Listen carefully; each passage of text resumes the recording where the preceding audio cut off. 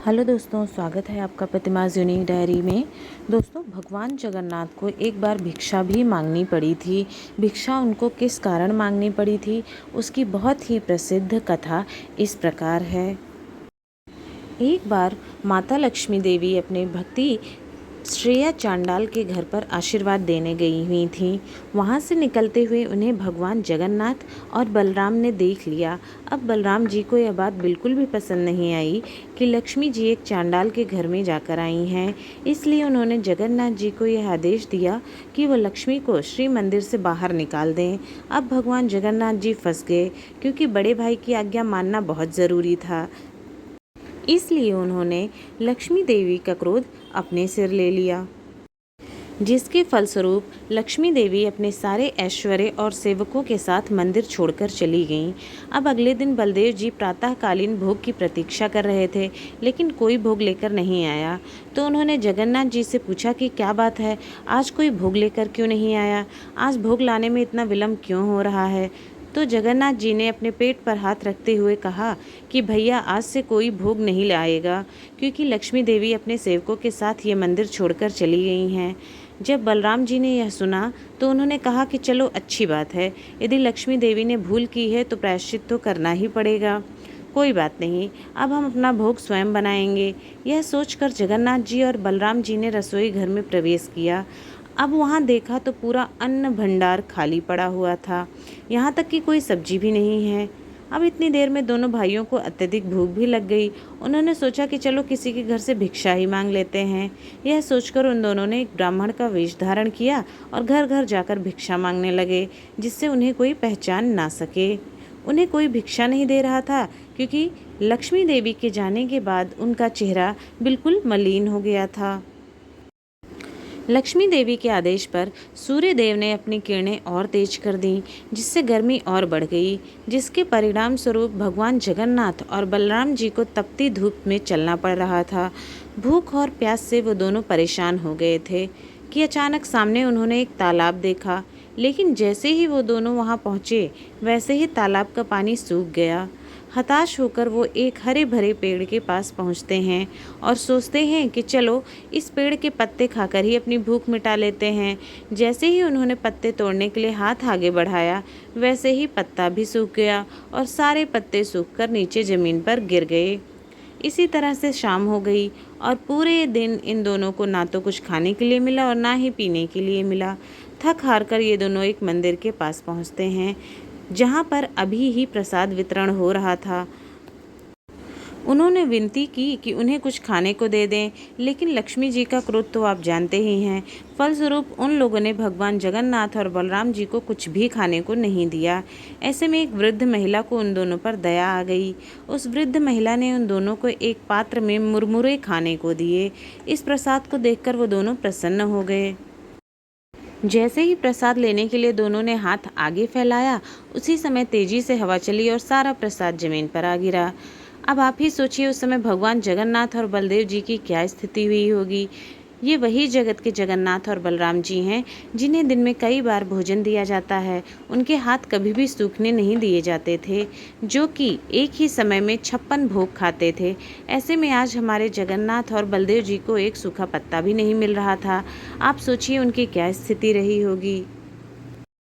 ऐसे में उन्होंने एक व्यक्ति से पूछा कि भाई, हमें बहुत भूख लगी है, हमें भोजन कहाँ पर मिल सकता है? तो उस व्यक्ति ने कहा कि वो देखिए, वो चांडालों का गांव है, वहाँ पर एक स्त्री रहती है जो कि बहुत दयालु है, आपको वहाँ पर निश्चित ही भोजन मिल जाएगा। यह सुनकर भगवान जगन्नाथ और बलदेव जी उस स्त्री के घर गए। उस स्त्री ने उन दोनों का आदर सत्कार किया और कहा कि अभी वह उन दोनों के लिए भोजन बनाकर लाती है। लेकिन बलदेव जी को यह बात पसंद नहीं आई कि वो एक चांडाल स्त्री के हाथ का बना हुआ भोजन नहीं करेंगे। तो उन्होंने उस चांडाल स्त्री से कहा कि आप हमें राशन सामग्री दे दीजिए, हम अपना भोजन स्वयं बनाएंगे। यह सुनकर उस स्त्री ने कहा, ठीक है, जैसी आपकी इच्छा। यह कहकर उसने घर में ही एक नए स्थान पर चूल्हा बनाकर दिया, स्वच्छ और नए बर्तन लाकर रखे तथा बलराम जी की इच्छा अनुसार सारी व्यवस्था कर दी गई। अब बलराम जी ने जगन्नाथ जी से कहा कि तुम भोजन बनाओ और मैं स्नान करके आता हूँ। यह कहकर प्रसन्नतापूर्वक बलराम जी स्नान करने के लिए चले गए और पीछे हमारे प्यारे जगन्नाथ जी को छोड़ गए। अब जगन्नाथ जी अपने भाई के आज्ञानुसार भोजन पकाने के लिए बैठ गए। अब भोजन तो तब बनेगा जब चूल्हा जलेगा। अतः जगन्नाथ जी ने बहुत प्रयास किया, लेकिन चूल्हा जल ही नहीं रहा था। अब बलराम जी प्रसन्नता पूर्वक स्नान करके आ रहे थे। उन्होंने सोचा कि भोजन तो पक ही गया होगा, लेकिन जब बलराम जी जगन्नाथ जी के पास पहुँचे तो उन्होंने देखा जगन्नाथ जी ने अभी कुछ भी नहीं बनाया था। अतः बलराम जी ने जगन्नाथ जी को अच्छी खासी डांट फटकार लगा दी। कहा कि इतना समय हो गया और तुम अभी तक चूल्हा भी नहीं जला पाए हो। अब मैं खुद ही भोजन पकाता हूँ। जब बलराम जी चूल्हा जलाने की कोशिश करते तो आग की जगह धुआं निकल रहा था। उन्होंने बहुत प्रयास किया, लेकिन चूल्हा नहीं जला। परिणाम स्वरूप पूरा घर धुएं से भर गया और दोनों लोग खांसने लगे, जिसके कारण उन दोनों की आंखों से पानी बहने लगा। थक हार कर जगन्नाथ और बलदेव जी ने उस घर की स्त्री से कहा कि वही उन दोनों को खाने के लिए कुछ दे दे। वह स्त्री इन दोनों के लिए भोजन लेकर आई। जैसे ही उन दोनों ने भोजन करना शुरू किया, उन दोनों को भोजन बहुत ही स्वादिष्ट लगा। उसका स्वाद भी कुछ जाना पहचाना सा लग रहा था। वो भोजन बिल्कुल वैसा ही था जैसा कि लक्ष्मी जी उन्हें भोजन पकाकर देती थीं। भोजन के अंत में उन्हें विशेष तरह का मिष्ठान परोसा गया। जब उसे बलराम और जगन्नाथ जी ने खाया तो उन्हें बड़ा आश्चर्य हुआ, क्योंकि यह वही मिष्ठान था जो कि लक्ष्मी जी उनके लिए प्रतिदिन बनाती थी। इसके बारे में किसी और को जानकारी नहीं थी। फिर उस स्त्री ने कैसे मिठाई बना ली, यह देखकर उन दोनों भाइयों को विश्वास हो गया कि अवश्य ही इस घर में लक्ष्मी जी रहती हैं और यह भोजन भी उन्हीं के द्वारा बनाया गया है। अन्यथा इस घर की स्त्री को कैसे पता चलता कि भगवान जगन्नाथ जी और बलराम जी भोजन के बाद एक विशेष मिष्ठान भोग लेते हैं। अब उन दोनों भाइयों को अपनी भूल का एहसास हुआ, खासकर बलराम जी को। अतः बलराम जी ने जगन्नाथ जी से कहा कि वो लक्ष्मी जी के पास जाकर क्षमा मांगे, और उन्होंने यह भी संदेश जगन्नाथ जी के द्वारा भिजवाया कि आज के बाद लक्ष्मी जी अपनी इच्छा से कहीं भी आ जा सकती हैं। उन्हें कभी भी अपने भक्तों से मिलने के लिए रोका नहीं जाएगा। अपने बड़े भाई की आज्ञा पाकर भगवान जगन्नाथ जी अपनी पत्नी लक्ष्मी जी के पास आ गए। उनके इस तरह मनाने पर लक्ष्मी देवी मान गईं और श्री मंदिर में चलने के लिए तैयार हो गईं। लक्ष्मी देवी ने जगन्नाथ जी को यह वचन दिया कि जगन्नाथ जी के प्रसाद के लिए कभी भी ऊंच नीच का भेदभाव नहीं किया जाएगा। चाहे वह ब्राह्मण हो या चांडाल, दोनों को समान रूप से जगन्नाथ जी का महाप्रसाद दिया जाएगा।